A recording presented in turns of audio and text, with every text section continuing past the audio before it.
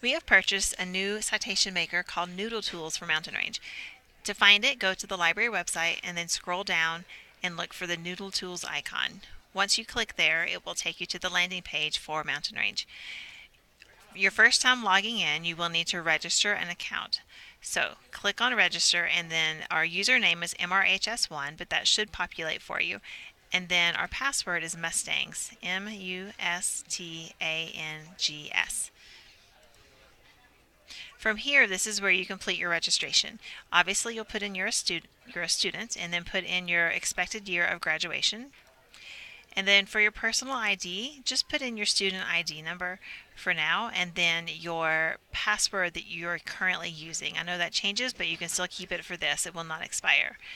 And then for the easy login retrieval, this is so if you get locked out or forget your password, this helps us get back into your account. So just put in your first and last initial and then the last 4 digits of your phone number. If you do not have a phone, just put in your birth year.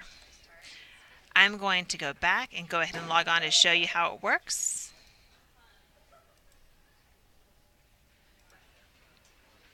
So once you log in, this is your dashboard. You won't actually use this very much except just to start a project. So to create a project, just click on New Project and then name it whatever you would like to name it. Maybe the name of the book that you're doing something on or a topic that you're creating. And then we have it set up for MLA. If you need to change to APA, you can. And then it already is set up for the advanced level of citations.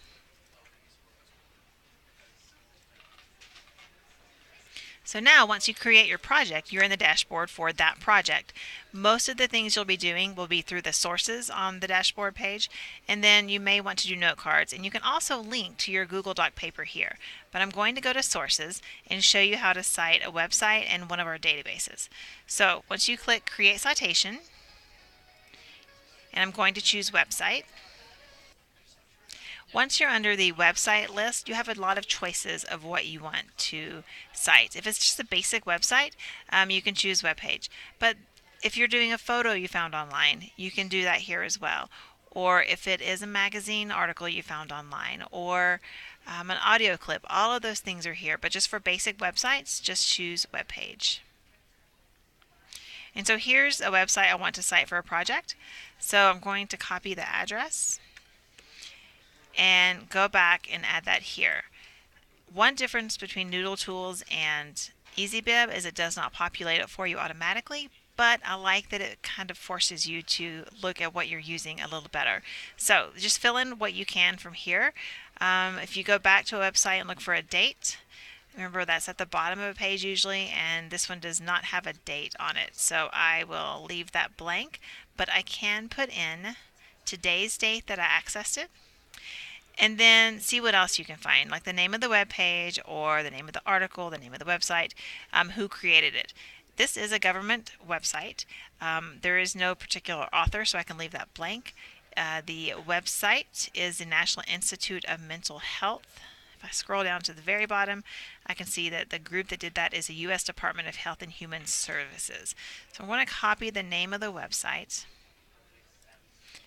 and paste that where it goes.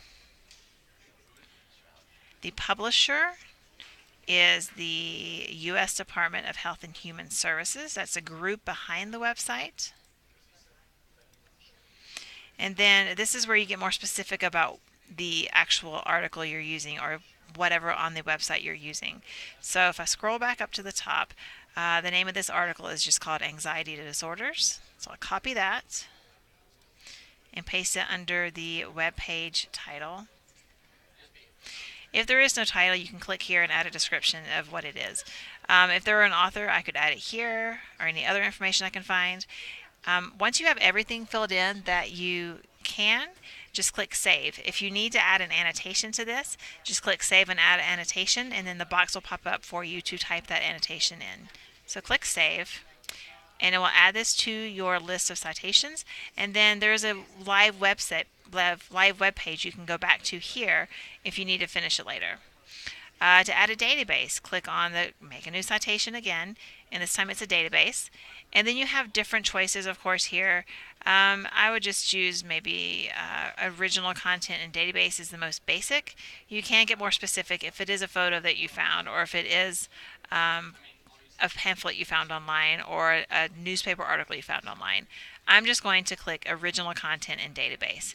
And then, because our databases create our citations for us, I'm going to click on the copy and paste a citation. So then here's the database I'm using. If I click on citation tools, my MLA or APA, if you're doing that, my citation is complete. So just copy it. And then you go back, and once you put copy and paste, you can paste that in. Take a look at it, make sure it has what you need. It's got the title of the article, the name of the database, who's behind the database. It's got the URL link and the data accessed it and the year it was created. So it seems like it has everything I need, but always kind of check into it yourself and make sure it looks correct. Your URL is already provided, the date is already provided, so you don't need to add those things. And then again, just like before, if you want to add an annotation, you can. If not, just click Save.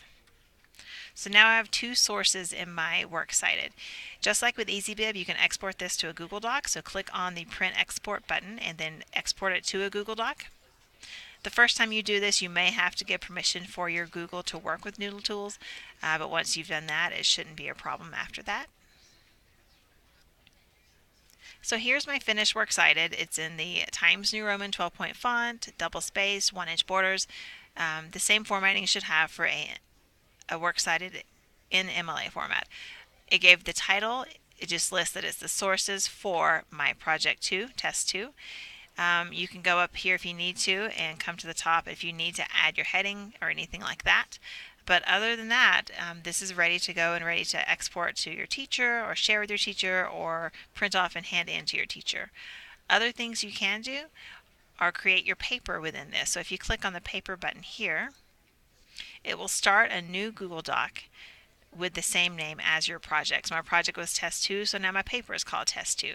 And so now as I'm working on my paper, I can either get to it through Google Drive, or if I'm in my citations here, I can click on paper to get to my paper through my project here. So if you have any questions, feel free to come see me in the library or email me.